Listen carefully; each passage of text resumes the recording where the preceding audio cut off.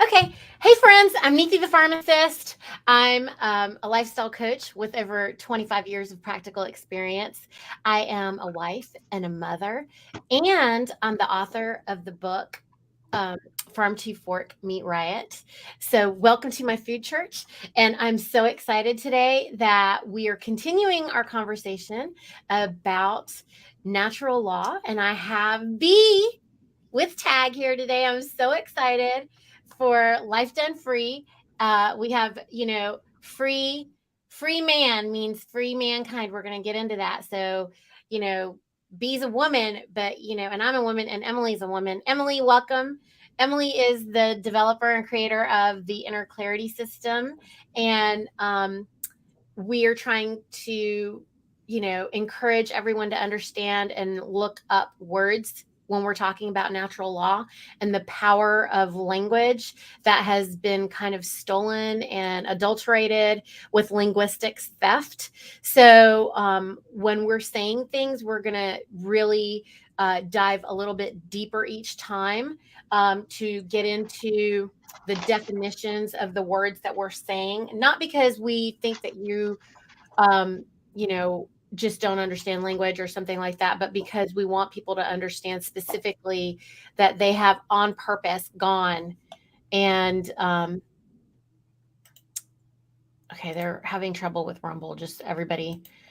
Of course, I'm getting banished from all the places again, and we're just gonna post the replay. But hopefully, we got folks that are jumping in here live on Instagram. If you have any questions for us, friends, we really do look forward to your participation.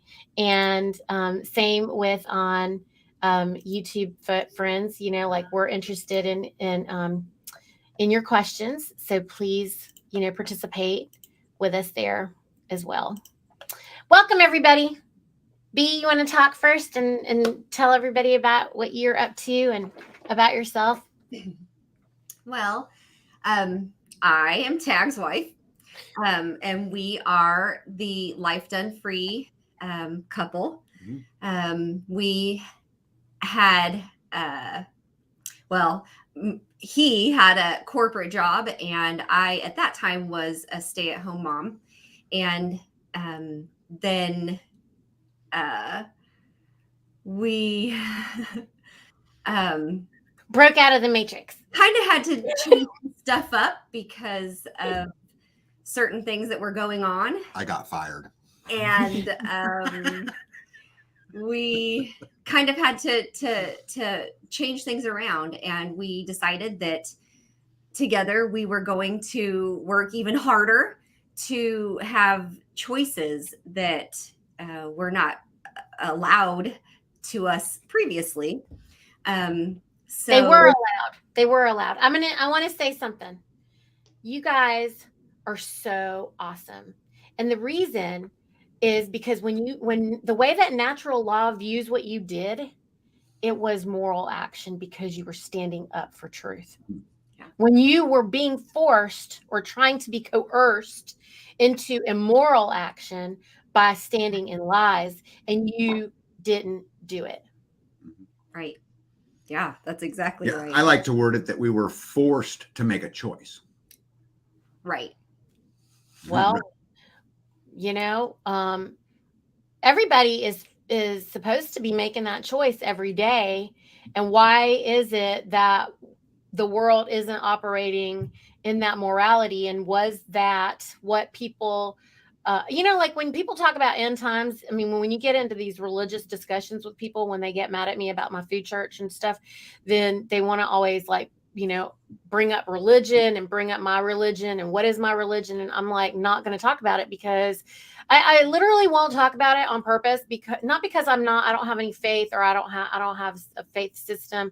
It's just that it is irrelevant for this conversation. My personal beliefs are irrelevant for the conversation of natural law, which is just happening all the time for everybody, like gravity. And so I don't want people to be skewed by this incorrect position of personal belief when I'm not talking about my personal beliefs. I don't operate in my personal beliefs. I'm operating in law, under the universal law, and which is from love.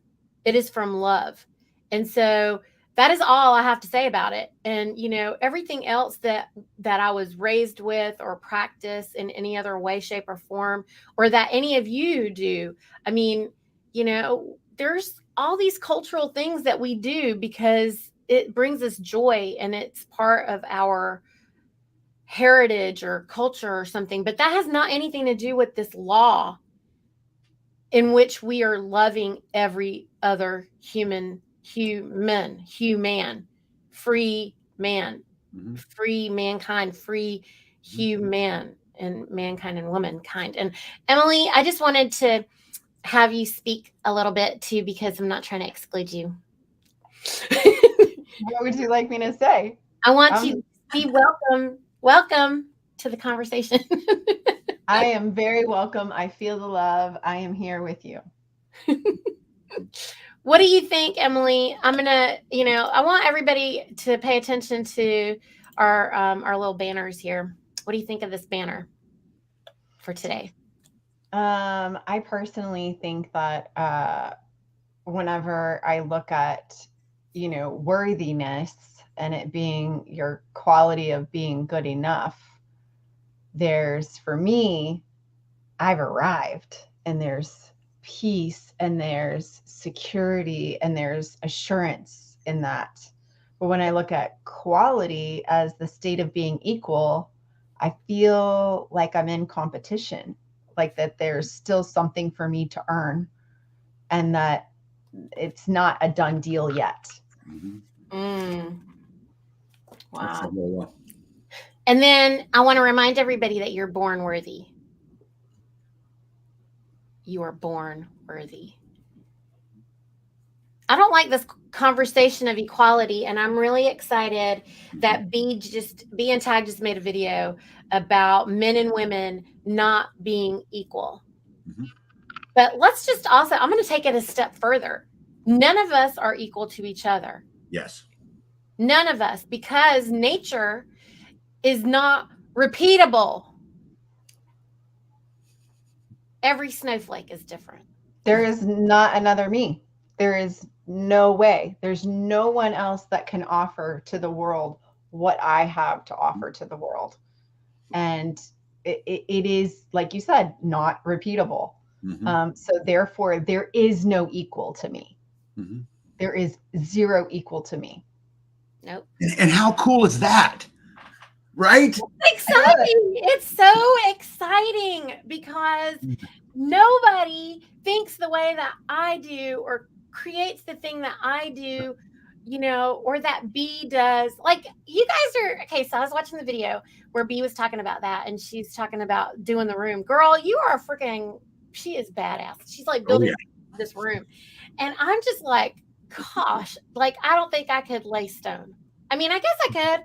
You just make me want to go do it, because I'm just like, I could do that if B did it. She made the chimney inside the whole house. Like, what? That's part of her finishing work. Like, that's pretty incredible. Okay. And I just think it's fun to watch you guys play, because you have this blank canvas there, and you're just playing every day. It's kind of like you created your own reality. Is that what you did? Yeah. How do you answer that? I would say, yeah. Yeah. I mean, this is our reality. I think that the goal was, for me, was to never again be put in a position where someone could hang stroke over my head.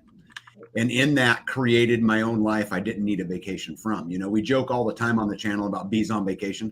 And you guys will hear me say it a million times. Like, I'll catch her in the worst positions with a drill in her hand or carrying something. You're busted, you're on vacation. But what I really mean is, we're living our vacation. There's a hidden message in there that says B is living the life B said, Tag, this is the life I want. She's living that exact life. And so, yes, my wife is on vacation 100% of the time. I mean, this is what life is, friends. Yeah. This is what life is. People, my husband gets mad at me sometimes, and he'll say, hey, Niti, you need to you need to have a schedule because I just work all the time. Yeah. And I'm like, I guess you need me to have a schedule for you because I think you want to get on my schedule. That's what you want. That you want Yes. to get on my schedule. Yes.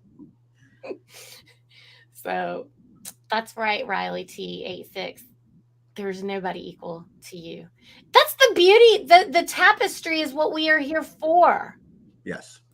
Gosh. When I think it's interesting, we all offer such unique things that we can give back to the world and that we can give to each other and we can give to our community. And we spent so much time being dumbed down. And you guys hear me harp on the education system all the time, but dumbed down to that. And then my next Starve the Beast video, which comes out on Monday, is about living in fear. But so it'll be out Monday. But we spend all this time in trying to be the same, and then in a constant state of fear, we've lost what makes things great. I told me and Bea were talking about this last night, and I was telling her that it's such a shame to me that society has taken away what makes a woman such a magical creature. Wow. And they are magic. They are absolute magic and should be put on a pedestal and treated as the queen that they are. And what about the men? But that's the opposite side. Men should be treated as the king that they are. And they're not. They're not. Oh no, no. We want everyone to be exactly the same. We want them to be equal, which is the definition, right? And it's not about that. It's not about that at all, And Bea and I have the same value, but I'm telling you, she's so much better at so many things. It ain't even close. I mean, value.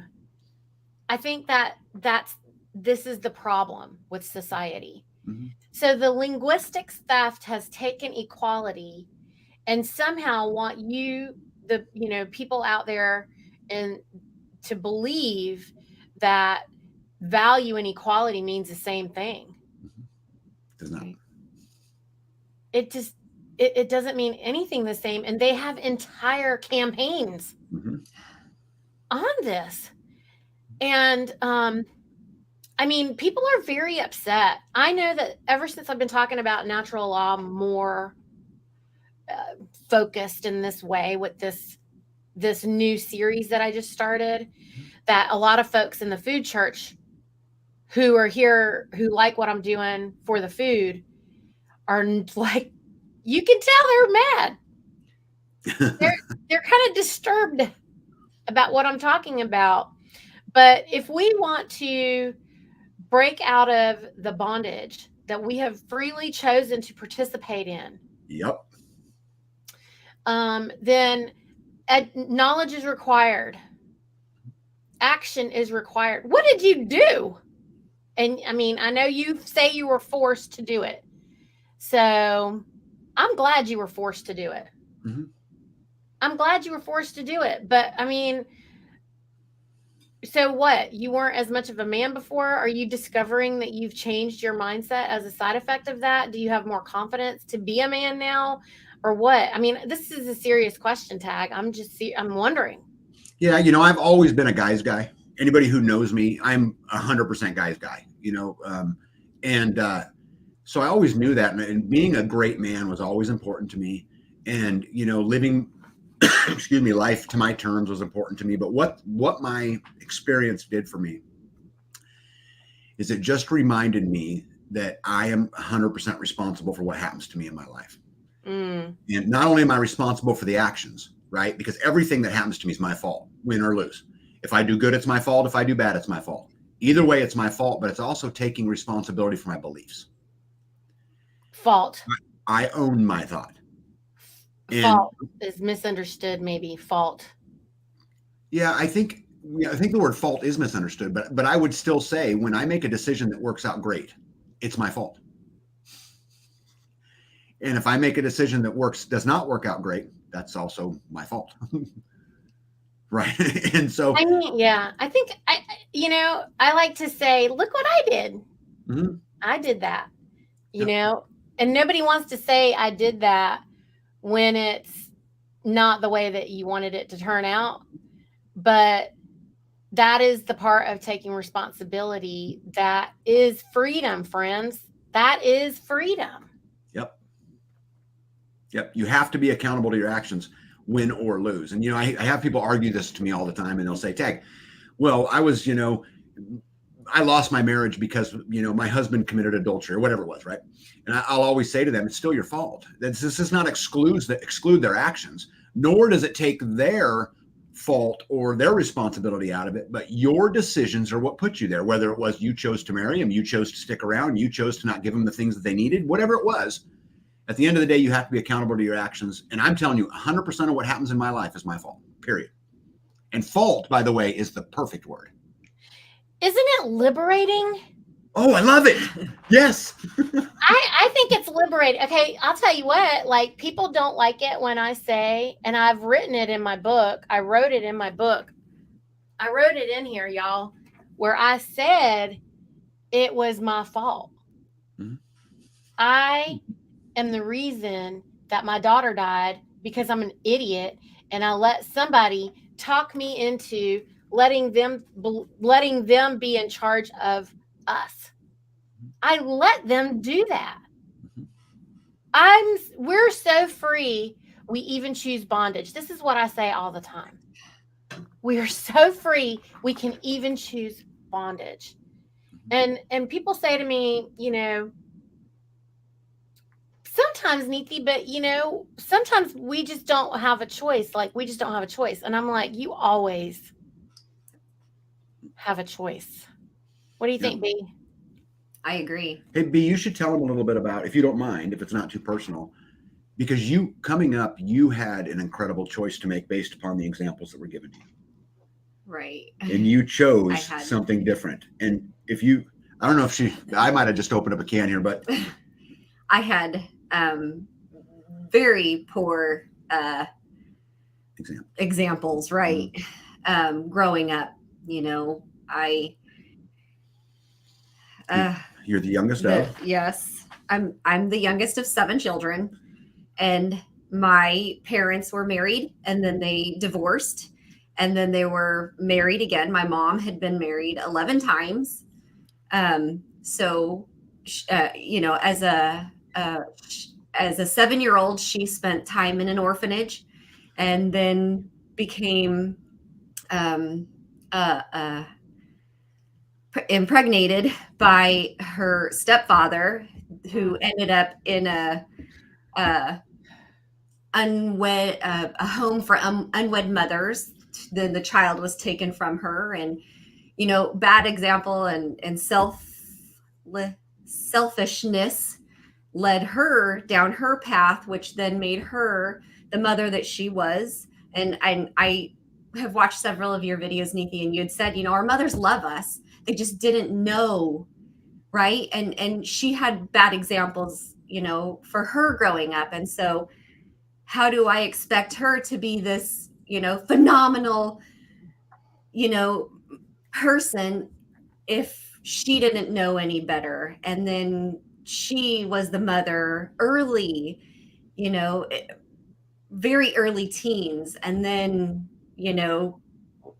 several times thereafter. And I found myself married before I even graduated high school, and I was destined to go down that same path. And, my first husband, I remember we were arguing, and we were living in a 1-bedroom apartment, and I was curled up in the corner in the ball in the back of the closet because I just couldn't get away from him, far enough. And he was an alcoholic and verbally abusive, and he barreled into the closet and he said, "Don't expect me to feel sorry for you." And at that point in time, I got up, and he was in the Navy. So we were clear across, away from everybody that I knew and everything that of comfort. And so I found myself sitting at the beach in the middle of the night by myself, and a box of Kleenex. And I'll never forget, this man came up to me in the middle of the night.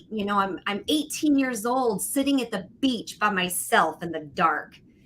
And he came up, and I don't remember, word for word what he said, but basically was like, "This is going to pass. You're going to be better. This is not going to be your future." And I bawling as hard as I could. And I, opened my eyes, and he was gone. And I'm like, get out of here, get out of here. And so I, get back to my apartment and realized at that point in time, I'd made my decisions that this life that I was putting myself in was not where I wanted to be. And no matter what happened, as long as I did not, I had to move forward. I had to take action. Yep. And at that time, I realized that I was worthy of happiness, and I was, destined for something better than what I had been shown. And I just, I went to school and tried to better myself to be able to take care of myself. And I knew that I had to take care of myself and be responsible for my own actions. And the life that I was going to lead had to be from me. And so I went to massage school, and I did 1,500 hours of classes, and got a license in in the hardest state to get a massage license in, which was Nebraska. You had to have 1,500 hours of education. And then to open my own practice, which then, required business license and business plans. And then I met Tag. He actually fixed my microwave. I was like, hey, I got all kinds of things broken, honey. Yeah. And so he fixed my microwave, and I realized that, my decisions in life were all mine, and I had to be accountable for them.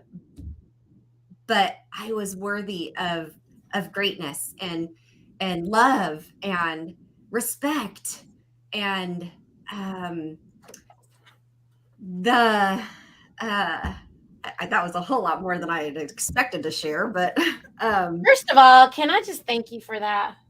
Man, that's a lot. That was amazing. That was incredible. And what a brilliant 18-year-old you are.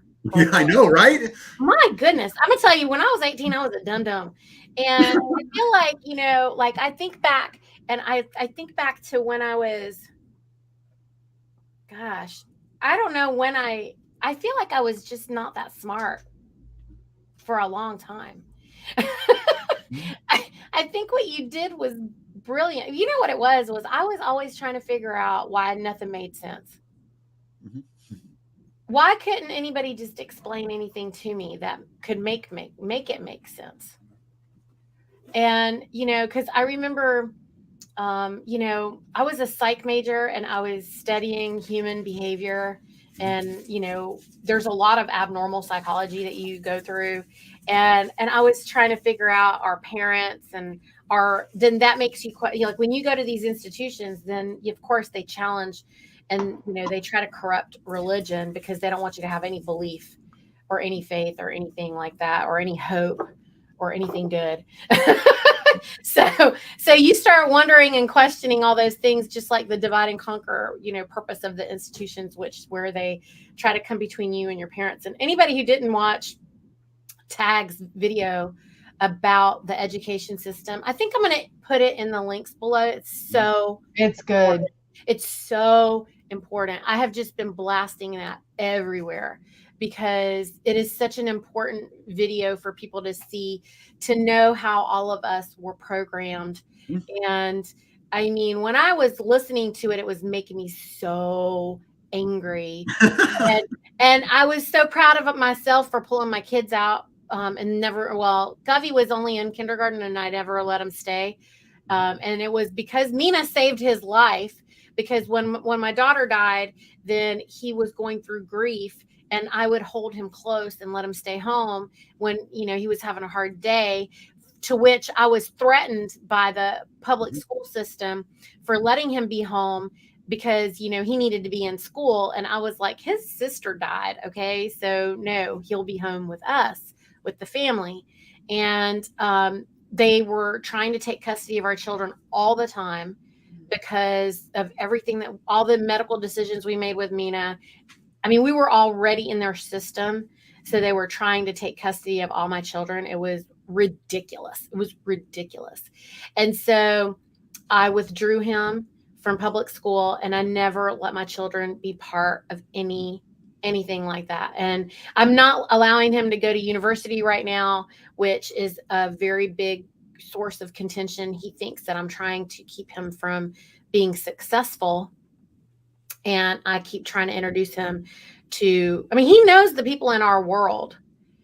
You know, I just need, you know, Tag and all my other male friends to to let him know he's not missing nothing.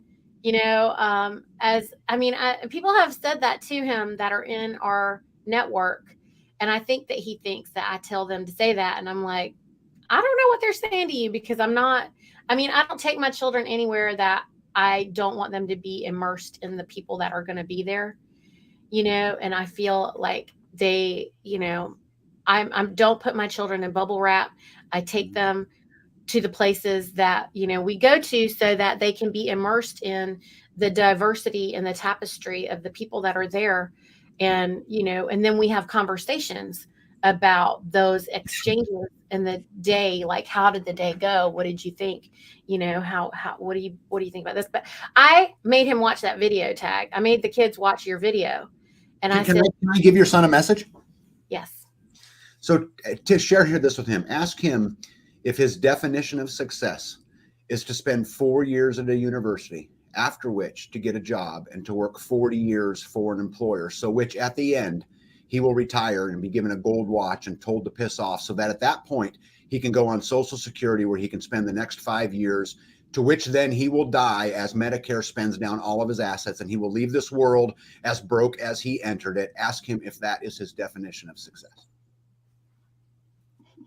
Thank you. So true. So true. I retired at the age of 43, and it was the best decision I ever made. I was so grateful. Yeah. My son is the reason that I retired, because he was born prematurely. Mm-hmm. He was 4 pounds. He was this big. Aww. And there was no way I could leave him with somebody, because I'm supposed to now leave him somewhere. Are you joking? Like, you would have to kill me. Yeah. Get your hands on him. And so he doesn't know that he's the reason that I quit my job. Mm-hmm. He's the reason, because I thought I was going to work with kids and, you know, be super mom like everybody. Cause, you know, I was programmed just like everybody else. Mm-hmm. And I was not intending not to work. I was 100% going to work until he was born. And I was like, dude, I can't leave my itty bitty little baby. Like, who does this? How can people leave? Like, I don't understand how they leave their children. And I couldn't believe it. I couldn't understand it. And I told my husband, I was upset. I was crying. I was apologizing to my husband. Like, I can't leave. Like, I don't know. This is something I cannot do. I said, I will never ask you to take me out to eat. I don't ever need anything from the store. Like, I don't need anything, but I cannot leave this baby. Like, I mean, that's the only thing I want is to stay home, you know? And at first he was like, but we need your income and la, la, la, you know? And I was like, do we? I will make it work somehow. And I told him, I said, you know, like, you can have whatever you want. I'm just not going to spend any money on me. Like, it's fine, you know?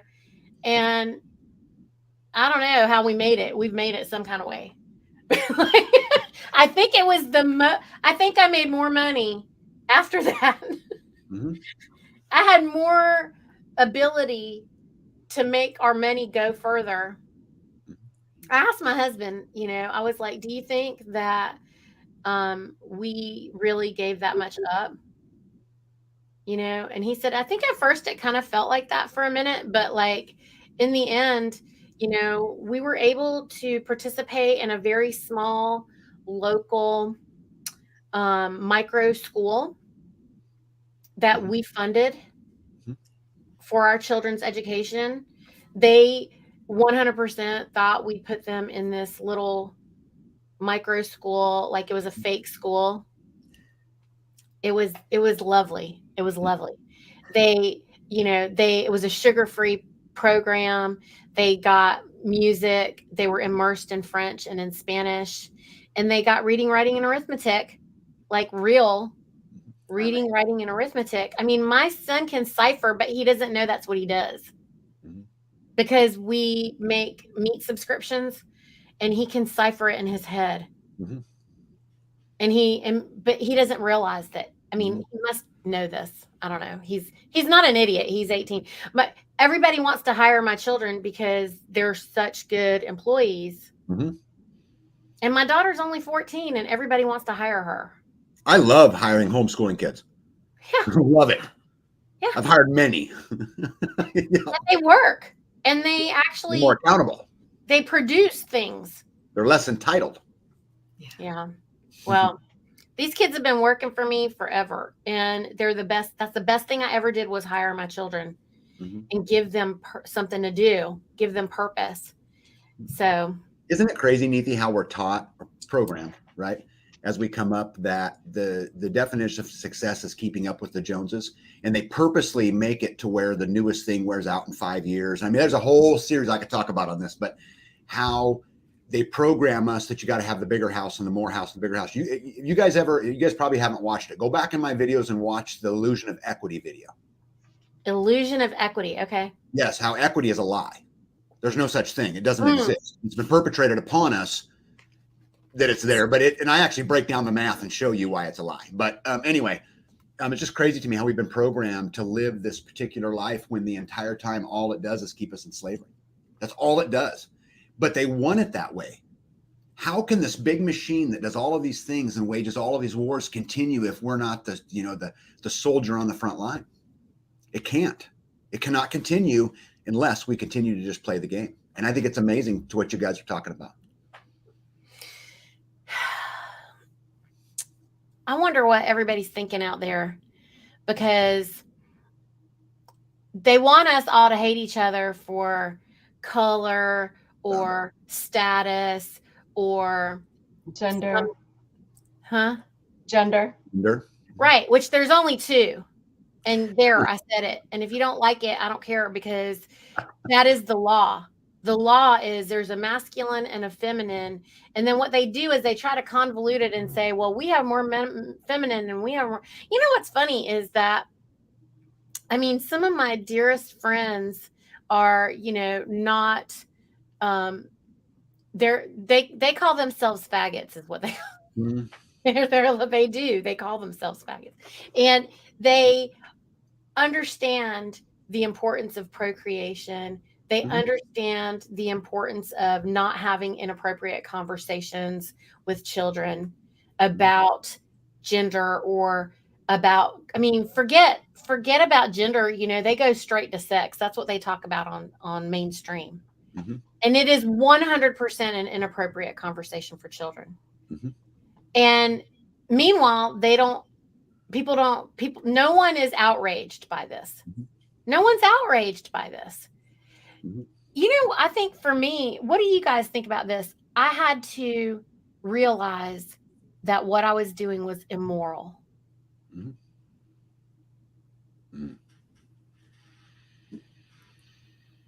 Yeah. Sorry. I'm sorry, go ahead. Because it was operating in a lie. That's all I was going to say. Yeah, I think that's 100% true. And I think the thing is we look for everyone else to validate our value, and we look for everyone else to justify what we're doing when what we need to do is look inside ourselves. This is, again, back to the holding yourself accountable for your beliefs and for the actions and for the things that happen around you. And the problem is we don't look internal anymore. We put all of our weight on what someone else thinks of us versus trying to hold yourself true to what truly makes you, you, and you know what your beliefs are.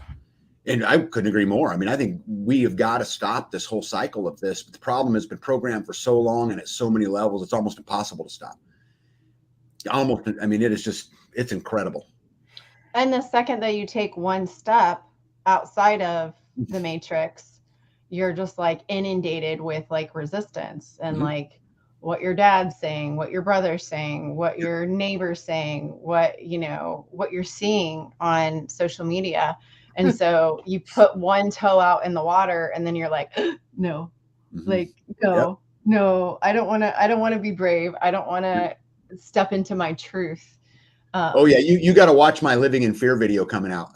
Cause this is what it talks about, is this exact thing. And, a lot of people talk to me about tag, you went off grid, because you guys know I live 100% off grid. I have no services, zero. And they say, man, that must be so nice. You know, you're saving the planet or whatever. And it ain't any of that. I did it so they couldn't hold the stroke over my head, so that I was in a position to go fight. I just think it's incredible you have internet. Like, I mean, I'm not kidding. How do you do that without the stroke? How? Well, here's the thing. You have certain electives, Niti. Right. So the electives are your cell phone. Could they shut my cell phone on? Yeah. Could they shut my internet off? Yeah. But those are all electives.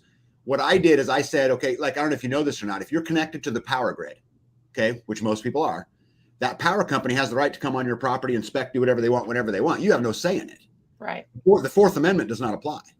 Yes. And these are the ways they'll get to us. They'll come in through all of these fronts. And so my goal is to eliminate. Because you allow it. Because you allow it, right? Because we allow it. Right. So I just went out and said, hey, I'm going to eliminate every single front I can possibly eliminate, make it to where the only thing they can take from me wouldn't really matter to me anyway. And so that I'm in a position now, like, I went and got completely off grid and completely broke the cycle, and then got on YouTube and said it's a lie. I went to the offense, right? But I had to get my life squared away first. And so we cashed everything in and did everything to get us to that exact point. Hey, I wanted to say something about what Bethany was talking about earlier too. Perception is such an amazing thing. You know, when I met Bethany. Who's Bethany? B. Oh. My other wife. I was like, wait a minute, is somebody else in this? When I met B, I remember thinking to myself, yeah, I come from a very successful career. And so people were always trying to take from me. And so when I met Bethany, you know, obviously my wall is up a little bit, but I became so enamored with her because she did it on her own. She didn't need, she owned her own house. She owned her own business. She didn't need me. She wanted me. And that was such a big thing for me, because it was just a remarkable experience for me. And I didn't know all this stuff at the time. I thought she was all put together. but no, it's been a great run.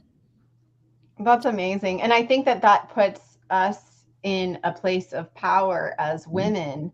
Yes. To make a decision, because I've had 3 marriages and they were absolute train wrecks, and I should have left every single one of them. One of them got 5 counts of felony child abuse for what he did to my son. Yeah. And when I look back now, if I was me, who I am now, my true real self, those men I wouldn't have even known their name. Right. Much less date them, much less marry them. Yeah. Like they wouldn't have even been on my radar. But I wasn't operating in my true self. I was operating in this like needy, like victim mentality. And I was just, poor me. I need help. But I didn't realize that I was my own help. Yeah. Yeah. Well, you were programmed. You know, Bethany was told her whole life that she was the pretty dumb one. Oh. Her whole life. You're her sister was the smart one. She was the pretty dumb one. Smart one. The whole life. You're the pretty brave one. And, you know, that's what you are, is the pretty brave one. Like the courage. I was told all my life I was too tall. I was too, you know, skinny. I know I don't look like that now, but there was a time when I was like just a stick. Okay. And that I was, you know, too loud. I was too bright, too whatever, you know, always too much of whatever, everything. And, you know, the attitude.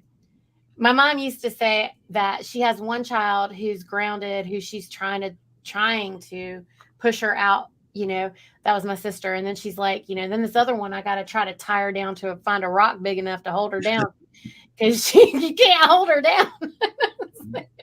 And that was me. She was constantly diminishing me. Yep. And, you know, she's the reason why all I do is praise my children. I mean, all I do is praise them. And that is what, you know, my biggest lesson in how to operate in natural law was, and Meenakshi taught me this too. Like, I can't tell you the things that she taught me and how she did it. It was freaking incredible, because she was 2. She was 2 years old. And between 2 and 4, the things that she would say to me when I was momming them, when I was repeating the diminishing behavior that I learned from my mother, because my mom didn't know any better, because I don't know who taught her that or whatever, but like, I don't know where it came from to her, but I know for me, like, my mother was she was like in fight or flight mode, because she was being abused by my deadbeat dad, and she was left alone in this country. Left alone meaning she kicked him out finally, but she was alone, having to raise us without any help, without any child support, my dad didn't participate except for being a jerk. So, but what he did do was be stupid enough to let her have the house that she had to come up with money to pay for. But like in the 80s, women couldn't own real estate in North Carolina.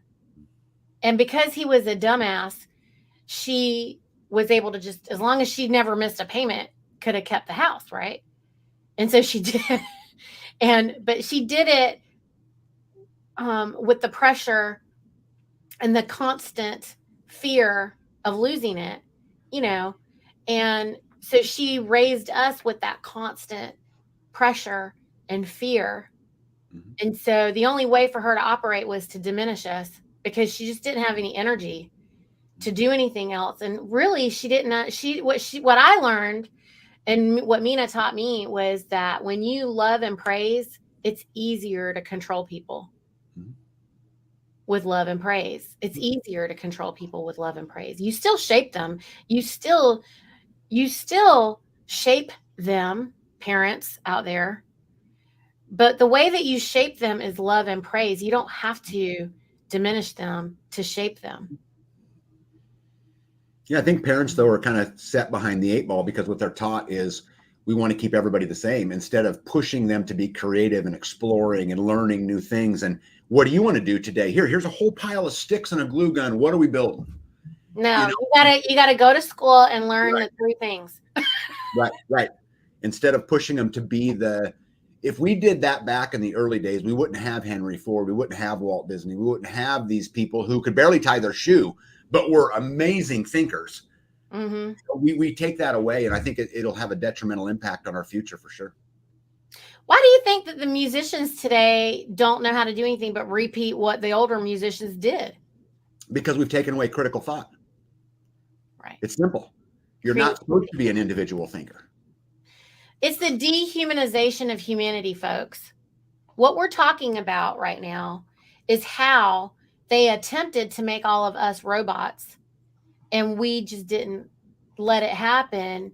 And be the way that random angel man saw you and found you on the beach, that random man. I cannot tell you how many of those random folks have been through my life. Mm-hmm. I'll tell you what, in my book, I have an entire chapter about how you are worthy and you are important and you matter. And the truth is, some angel person came into my brick and mortar, in my old brick and mortar, the one where I was being held hostage before, for when I originally tried to do, farm to fork meat out, before I called it a food church, before I understood all these other things. When I thought it could be run as a regular business, I was there. It was awful. I talk about it in my book, Friends. Like, I go into detail about how that was and how it changed, and why I went into the nonprofit situation, and why, like all the things that I thought that it would help improve. Well, during that time, I can't tell you, it was so hard because my kids were really small, and I really just felt like I wanted somebody to help me with the kids, and nobody would ever come that I could ever count on for that. And thank God that never happened, because they had to be there with me. They had to be immersed in everything with me. I had to learn how to do everything with them, because that was their college education or whatever was going to happen for them. Right. So like, we were going through that, and there was this person, this mystery woman. I don't know her name. I don't know her name. I don't know how to find her. She came in one day And she was telling me she was interested in volunteering to help us because we were a nonprofit. This is like in the beginning of the nonprofit time. And I was just like trying to figure out how to get this help, or how it would work. And we were just spending time together. And she's like, you need to tell people how important they are. You need to tell people how worthy they are. And she kind of seemed like a crazy person. And the thing that was interesting was she was coloring with my children at a table because they were small, and she was entertaining them. And I was happy that she was helping me do that. And then in the background, she kept saying these things. And then she disappeared, and I never saw her again. And my kids made these canvases that said, you are important, and another one that said, you matter, and another one that said, you were born worthy. And I kept thinking to myself, okay, well, we got these really nice canvases, and, like, I was having trouble finding, I felt like I need childcare. That was all I was thinking about at that time. And like, anyway, we made it through it. But then when I started writing my book, I was remembering those canvases. And I was like, oh, this is what people really need to hear, because they don't even know they can be worthy of this food or whatever. Like, they just don't. I mean, everybody's told what they can. They've already been programmed on what they can and cannot have.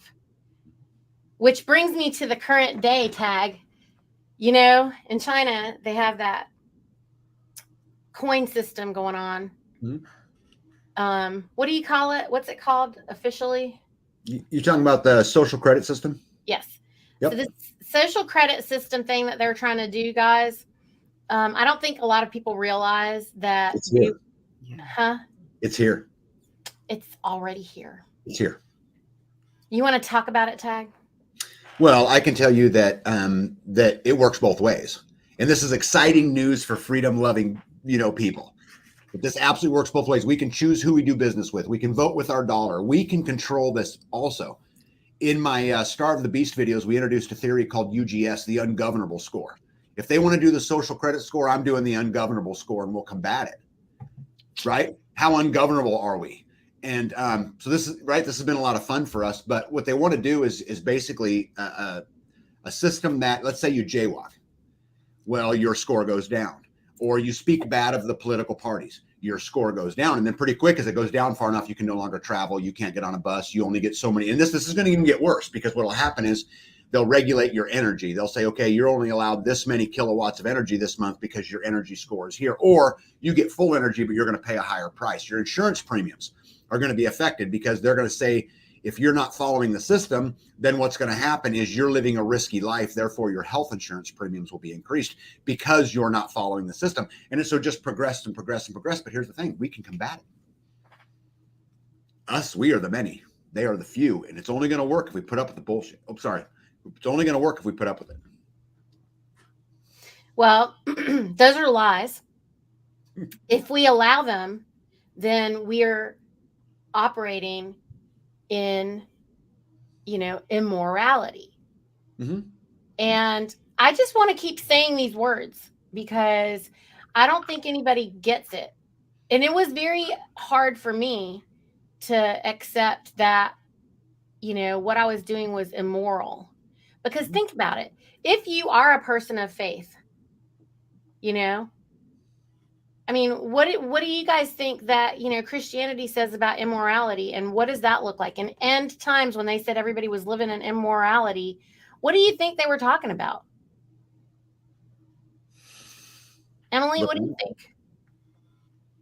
Absolutely. I think it's very possible. Because if you're not operating in your true self, then, you're going against God's will. You know what I mean? I mean, he has this set of plans that are inside of us. And it is like I said before, there is no other Emily. There is no other Emily. And so if I don't do the mission of my soul, then it doesn't get done. And so I'm literally stealing from the world my Emily shaped offer that I have to offer to the world. Mm-hmm. Emily, that was said really well, by the way. Thanks. The Emily shaped offer. That's almost a t-shirt right up there with no one's equal to me. I think if you look around at the world today, I mean, I read an article yesterday of a Virginia school allowing Satanist group to form because so that everyone was offered the same opportunity regardless of your religion. I mean, we're teaching kids about they get to choose whether they're a boy or girl long before they're able to vote, long before what did I know at 6? Nothing. Nothing. We are living in this land of immorality, and it's going to come bite us. It's absolutely going to come bite us. And those of you out there who are listening today who are not prepared for it are going to have a very rude awakening. Well, when you have a public school system that is trying to accommodate a furry. Oh, yeah. Thank you. You talking about a boy and a girl. Right. Right. And you're talking about a litter box in a classroom. Ridiculous. Talk about distraction. I mean, how is that what you send your children to go to school for? All bad. Yeah. I mean, friends out there, I'm trying to shake everybody up and say, if you don't agree with what the people are doing and you participate anyway, or you stand back and don't say anything at all, you are as immoral as they are. Yep. I mean, all of us in one way or another have disconnected ourselves, removed ourselves from the things that, and I mean, that's why I don't like it, Tag, when you say that you were forced out, because you weren't forced out. You just won't stand for lies. So I really wish that you would say that a different way, because then it makes it otherwise seem like they wouldn't allow you to participate anyway, and you would have wanted to, when the truth is you weren't going to be participating in their immorality anymore. You know, Niti, that's so crazy about that is really what I mean by that is I was just forced to make a decision. I don't know that I would have had the courage otherwise. I'm not sure, right? I mean, I'm not back there. I don't know. But the fact of the matter, it wasn't even so much about me. It was about how I didn't feel like I could be a leader and make my employees go through that. And so I think you're right. And I think I need to work on that. I think the decision was, they made me make a decision. I couldn't be on the fence anymore. I couldn't be wishy-washy anymore. I couldn't play both sides of the fence anymore. I couldn't just get along to get along anymore. A line got drawn and I had to do something about it. Isn't that what 2020 was? Yes. That is the reason. That is the reason why we should know, like, firmly that we are at war. Mm-hmm. That's for the people out there that are confused about World War III. That actually started right behind World War II, but it was a silent war that was happening. It was a psychological war that was happening. Mm-hmm. If you don't really believe that, then you should believe by 2020 that it was made clear, because a lot of people were forced to know that they were walking a line. Mm-hmm. If they didn't really realize it before. Yeah, Niti, I don't know if you know this or not, but did you know that in 2020, public health officials notified Pfizer that they should hold the release of their vaccine until after the elections because it was politically better that way? And Pfizer agreed to hold it. So what does that tell you where their priorities were? Was it about health or was it about politics? Well, right? It's never been about health. Let's just call it disease management as it should be. I've been saying that also. Yep. There is no health care. There's only disease management. Please stop calling it what it's not. Do you want to? I made a post today that, Emily, you would appreciate this. I said mental health, and I put the average number for children's mental health. There's a chart there, and it's talking about the mental health issues that children are diagnosed with commonly right now, and the percentages. And I said that mental health disorders are 100% a side effect of malnourishment. Mm. Now I was talking your language. Yeah. 100%, because people don't even know that they're malnourishing their children. and they're very quick and easy to put their kids on a pill because everybody's on a pill because, that's why we have pediatricians. It's very profitable. But that's why we have them. How can, what made me think about this the first time, Tag? It's so kind of dumb, actually. But that show Survivor? Uh-huh. So I remember when my husband and I were just dating and we were like, we should go be on Survivor. Because, we used to work out and we were like, this is great. We could do this. We would win, and we were just talking about the mind game. And, we thought we were so genius or something,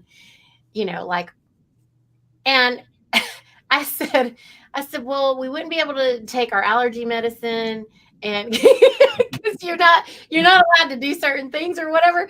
And I was like going, how did people, how did people, operate in Little House on the Prairie times, And then it made me like dive into this deep thing of like, how can we be on Survivor? How can we be on the game?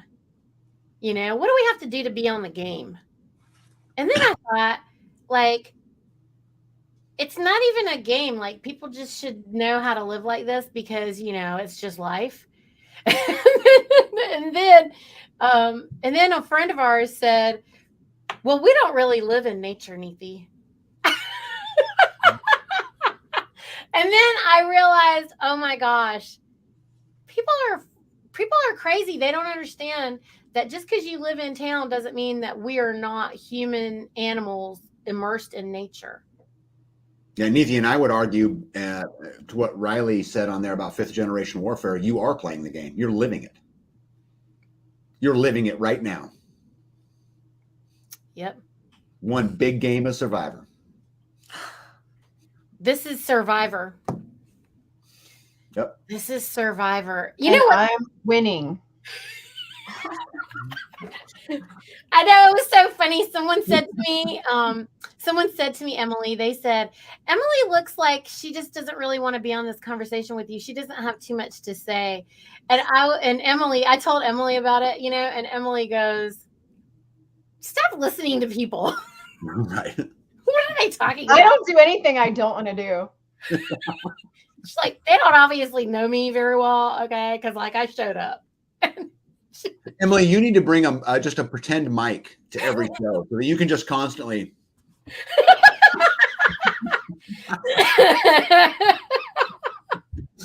I don't do anything I don't want to do.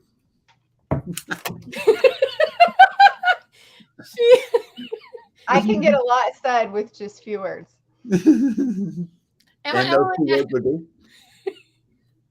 She said a few words. A few words. I thought she said 2 words. Oh, a few words. No, I can get a lot said with just few words. I don't have to say a lot. Okay. But if you let me, I won't shut up. I think you guys have amazing stories. I think all 3 of you ladies are an inspiration to, many other young, women out there. And I hope they watch. I hope they listen. And I hope they understand that equal means the same. And it doesn't matter. You're special. You're a flower and they're all different. And, it's celebrate it. Wasn't that the fun, you guys, when we were younger, and we would go, I remember when when you're in your early 20s and you're dating, or I don't know, I guess you guys weren't because y'all were married and I wasn't. I was like, I was hanging out with my friends because, we were super programmed and we had jobs and we were young professionals and we were on our beach vacations and stuff. And so we'd be at the beach and we were like, hey guys, and we were like all the girls that were in the group, we were a tapestry. And then we would meet a group of guys who were a tapestry. Mm-hmm. And then we used to go hang out with the guys during the day. And then the evening we'd all get together and all the girls, we would be like trying to pair. See, you would be really good with so-and-so, or, you'd be trying to figure up or whatever. And I'm just thinking back on that right now. All of my friends were so totally different, but we all loved each other and we all loved hanging out together. Yep. But every single one of us was like night and day, so Anyway, all right, we're getting up on the hour, and I know everybody has things to do. We just get together and we have so much fun. These conversations, like we can continue them for hours and hours and hours, giving examples. But I really do hope that this series is helping you folks out there. Tag and B, thank you so much for joining us today. B, I'm so excited you jumped on, and I would love for you to join as much as you can in the next couple of weeks. Like, I want to continue the series, through to the end of the year. And Emily, thank you so much for making time to come every week and be a part of it. And for all the people out there that want her to talk more, I mean, she does like smile and nod a lot because she agrees. I don't know. It's so funny. I feel like you talk all the time because I hear your voice in my head about all the different things that we've talked about over all these years. But it's so funny what folks think when they're watching. But I hope everyone will continue to join us. What do you think, Tag and B? What do you guys want people to walk away with from today's conversation? I would like to say that, those who are listening, life is, 10% what happens to you and 90% how you choose to react to it. So, get up and do something about your life if you don't like where you're at. Mm-hmm. And be easy on yourself. And you are worthy of all the great things that life does have to offer. Emily, what do you think? Amen. I second that. And I'll just say what I said before. There is no other you. There's not even someone who's kind of like you. You're completely unique, and you're literally stealing from the world if you don't present your best self. Yes. I think that's a great way to leave this, is quit stealing from the world. Another t-shirt. You got to go to business. Another t-shirt. Quit stealing from the world. We need you. Yes, we need you. Oh, even better. Yes. That's a good shirt to make. We need you. Yes. Wake up. Wake up. All right, guys. Well, thank you for hanging out. We are going to be sharing this everywhere. I have to share and post it. Hopefully, if we keep doing this, then my lives can grow, because people will just force their way in somehow, like just bogart your way and get in somehow so that we can have you on here with us. And until next week, I hope you guys have a great time, and think about what we said, and just know you were born worthy, and equality has nothing to do with us. Has nothing to do with us.